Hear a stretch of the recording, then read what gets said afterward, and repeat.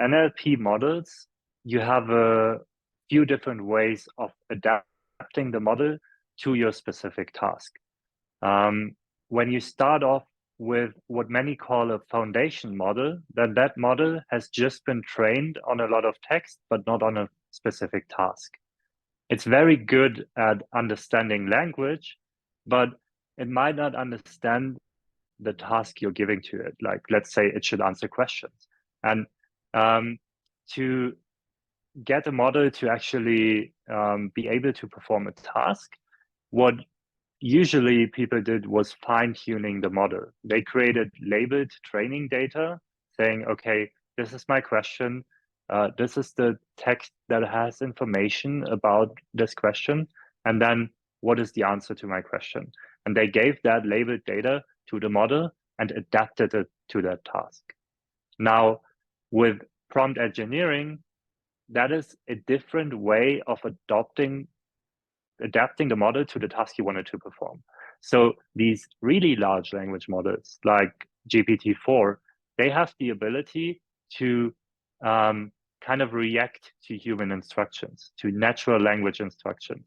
And the way you phrase these instructions is actually quite important in how the model will perform on the task you're giving to it. And then you might also want to provide a few examples in your instruction. So what you previously did in fine-tuning, you can now do with prompt engineering. But instead of creating thousands of labels, you provide 5 examples in your instruction, and the model will pick up on it and perform the task in the way you need it to perform. I think prompt engineering is definitely becoming an essential skill, and it's quite hard. I'm not sure about the engineering part, actually. It often feels more like an art than engineering, because you have to explore and play around. There are no strict rules that you can just follow and you will be great at it. So yeah, it's a bit different from traditional software engineering.